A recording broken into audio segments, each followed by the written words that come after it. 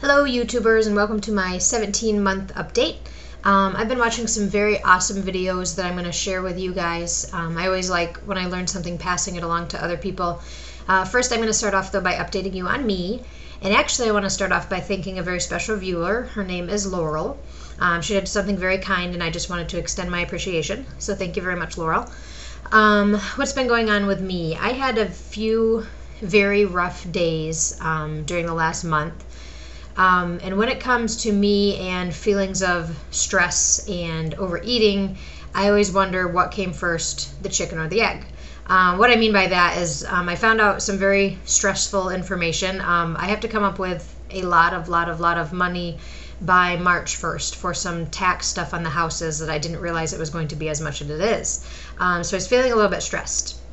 In the meantime, I had my nieces over and we did some campfire stuff. So I had bought like hot dogs, stuff to make s'mores, Oreo cookies, chocolate chip cookie dough so we could make cookies.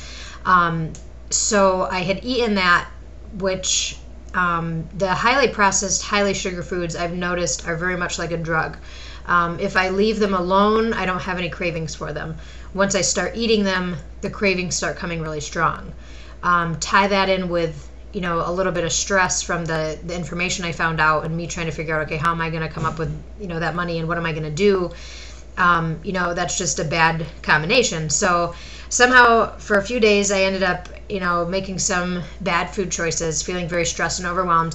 And what actually became really scary to me is since I've had surgery, well, let me back up. Before I had surgery, when I would eat, I never actually felt satisfied. I could always go for more and more and more and more.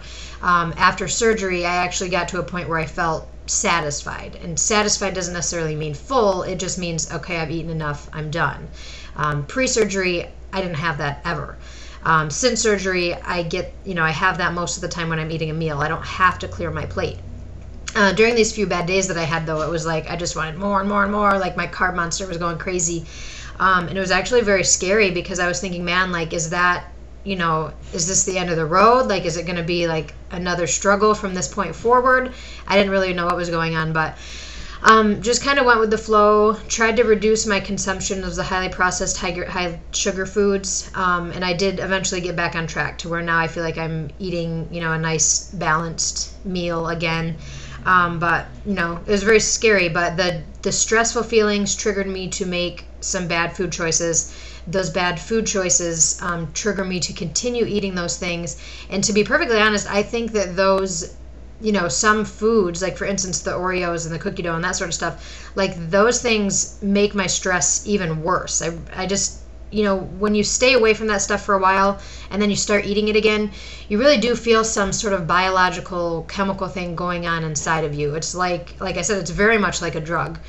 And I believe I had mentioned this in a previous video that there's a Chinese buffet I eat at once in a while. They have sushi there and I like going there.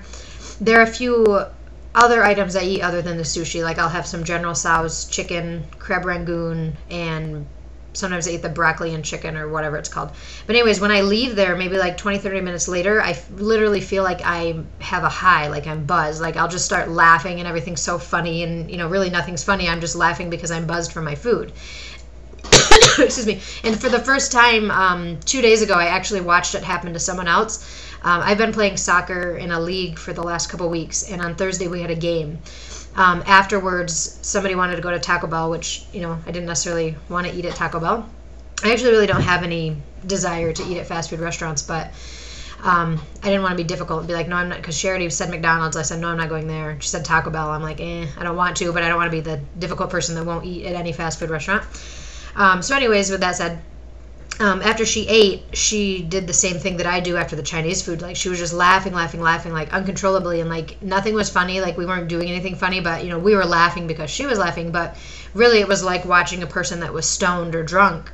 And I think that it came from her food, just like when I in the past have had the same reaction. So I don't know. It's just something interesting to me that I've been noticing. Anywho.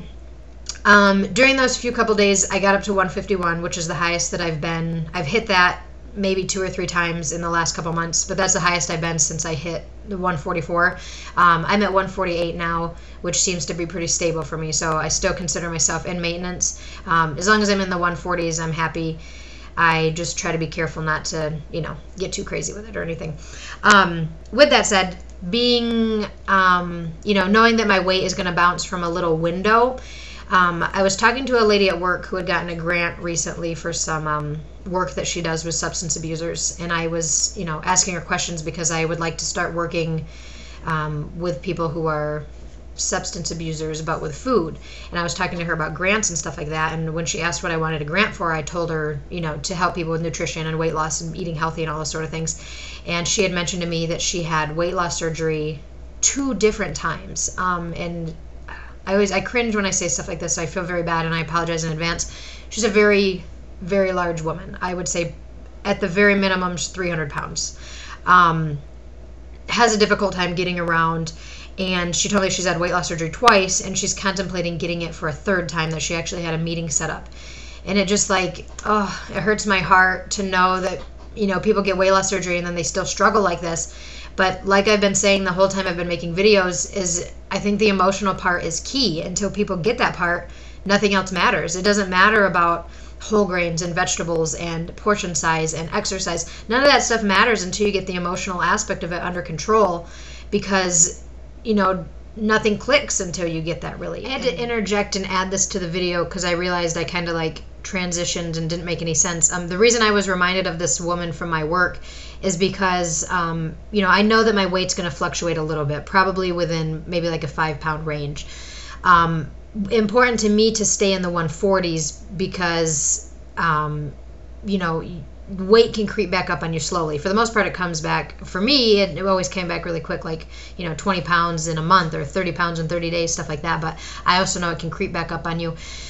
So it's important to understand when you're on the scale, don't freak out because your weight is going to fluctuate. But on the other hand, know your limits, because this woman I work with told me that she gained 10 pounds a year for 10 years, and that's how she gained her weight back. So, that really adds up. That's 100 pounds. And then she's in a position where she felt like she needed surgery again. But anyways, that's how I transitioned to her when I was thinking about me fluctuating on the scale.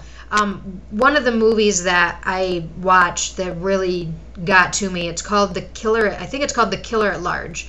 It's talking about food and, how they process it, and how people are eating it, and all the fast food industry and all this kind of stuff. But something that was very alarming to me, and I actually was crying within the first 10 minutes of the movie, is there's a girl, her name was Brooke Bates. She's 12 years old, had liposuction at 12, and then a tummy tuck.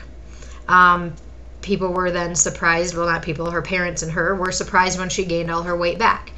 And then, she's on the news. They showed a little news clip where Katie Couric, or whatever the woman's name was, is asking her, if she gained all the weight back, don't you think this is some sort of emotional issue? And the mom says, or the Katie Couric or whoever it is says, it's clearly an emotional issue. And the mom says, I don't relate it to an emotional issue. It's a hereditary thing. It's genetic. The thing is the mom is this teeny little stick.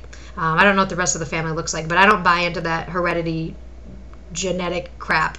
When it comes to weight and those sort of things. I think that our habits, we learn our habits from our parents and from our family.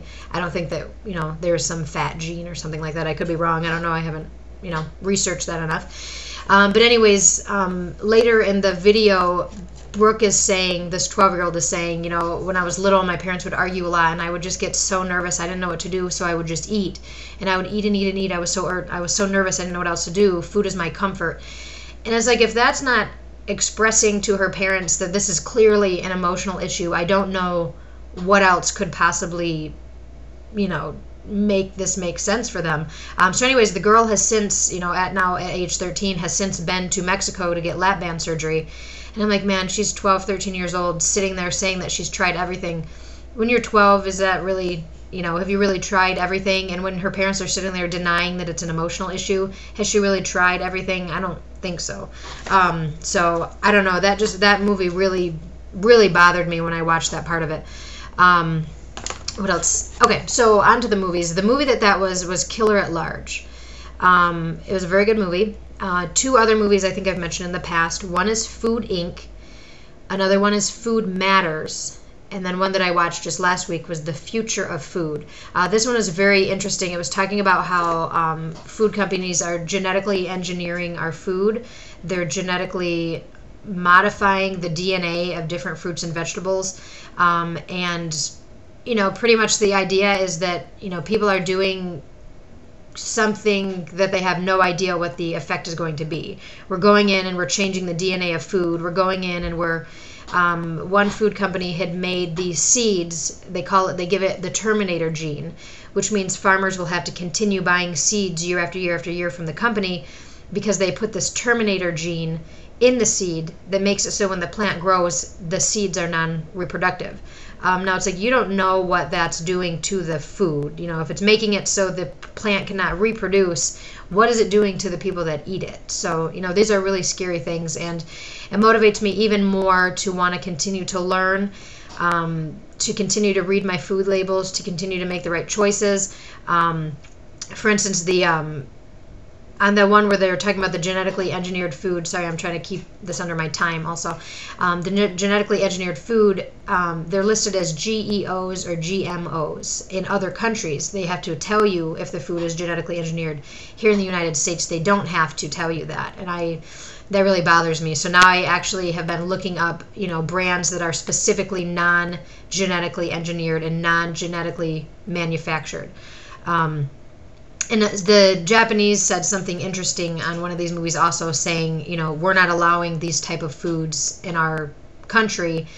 We will watch the American children to see what effect these foods have. And if you look at the American children compared to Japanese children, you can see that, what we're doing to the food and our relationship with food is completely dangerous, out of control, all sorts of crazy stuff going on. So I feel like I'm just rambling. I'm going to end here. I did have to say one thing. I didn't end up going on the mission trip to Egypt that I was scheduled for. I wasn't able to attend 2 of our mandatory meetings as I was going to be out of the country on those dates. So me and the mission director decided it would be best if I waited until the next mission trip. So those of you that did help me out by sending money, if you want a refund, let me know. If you want it to continue to support the people that actually did go on the mission trip, we can send it that way. Whatever you want to do, just do contact me if you had sent me something in the past. I guess that is all. I thank you guys for watching. Have an awesome day. Bye-bye.